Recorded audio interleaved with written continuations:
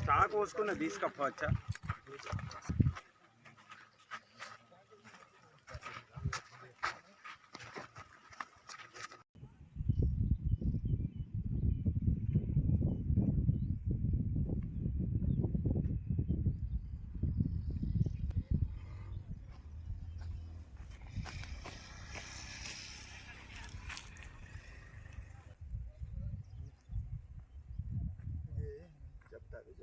ఇది మట్టి దాని మీద వచ్చిన పని.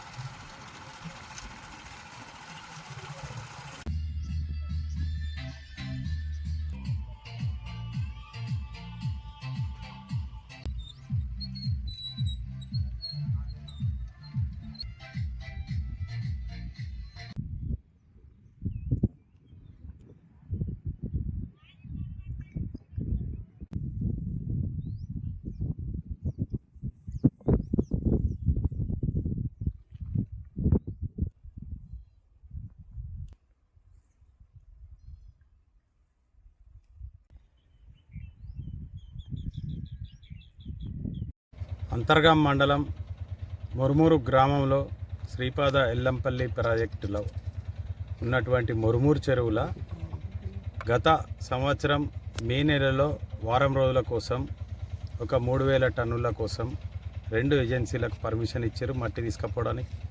తర్వాత 12,000 టన్నులకు పర్మిషన్ తీసుకున్నారు. ఆ 12,000 కూడా ఎక్కువైనందున వాళ్ళు దానికి దండగా కట్టి పెనాల్టీ కట్టి తీసుకోవడం జరిగింది. ఆ తీసినటువంటి మట్టిని పక్కపొంటి ఒక పెద్ద డంపులాగా తయారు చేసి తర్వాత దాని మీద ఆక్షేపణలు వచ్చిన తర్వాత అందరు కంప్లైంట్ చేసిన తర్వాత దాన్ని కొలిసే ఎంక్వైరీ చేసి సర్వే చేస్తే దాదాపు 1,50,000 మెట్రిక్ టన్నుల వరకు ఉండేటువంటి కుప్పగా చేరింది. దాంట్లో నుంచి ఇవాళ మళ్ళా 39,000 టన్నులకు 2 ఏజెన్సీలకు పర్మిషన్లు పెట్టుకునేసి మేము దానికి సంబంధించిన 4 లక్షల రూపాయలు కడుతున్నాం, 5 లక్షల రూపాయలు కడుతున్నామని చెప్పేసి పర్మిషన్లు పెట్టుకొని దానికి మైనింగ్ వాళ్ళు ఏ విధమైనటువంటి ఆధారాలు చూపకుండా ఇన్ఫర్మేషన్ యాక్ట్ కింద పెట్టినా సరైన సమాచారం ఇవ్వకుండా మైనింగ్ అధికారులు ఒక కలెక్టర్ గారు ఒక ఇన్స్ట్రక్షన్స్ ఓరల్ ఇన్స్ట్రక్షన్ అని చెప్పేసి ఒక ఆర్డర్ కాపీ పెట్టుకొనేసి అక్కడ మట్టి గత సంవత్సరం తీసినటువంటి మట్టిని తీసుకుపోతూ ఉన్నారు. ఆ మట్టిని తీసినప్పుడు కూడా ఆ యొక్క మట్టిని నిల్వ చేసే క్రమంలో దాని మీద ఏదైతే కంపాక్ట్ చేసే లోడర్లు ఉంటాయో వాటితోటి తొక్కిచ్చి వీటిని సెడి చేసి పెట్టుకున్నారు.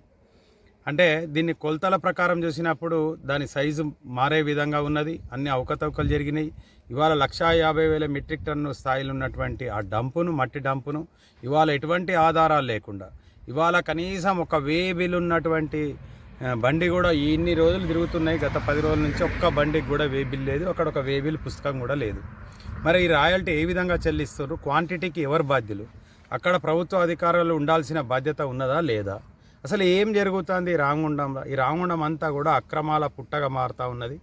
ఇక్కడ ఉన్నటువంటి మంచి అధికారులందరినీ కూడా ఇక్కడున్నటువంటి ప్రజాప్రతినిధులు తప్పుదో పట్టించి వాళ్ళను ఇబ్బందులు పెట్టే పని చేసి మరీ అక్రమాలకు పాల్పడుతూ ఉన్నారు. దీని మీద గౌరవ కలెక్టర్ గారు పూర్తిగా బాధ్యత వహించి అసలు రామగుండం అంతా కూడా అవినీతిమయమైపోతూ ఉన్నది. దయచేసి సోమవారం రోజు అధికారులను కలిసి దాని మీద పూర్తిగా ఎవరు బాధ్యులున్నా చర్యలు తీసుకునే విధంగా బీఆర్ఎస్ పార్టీ పక్షాన మేము పనిచేస్తామని తెలియజేసుకుంటా ఉన్నాం.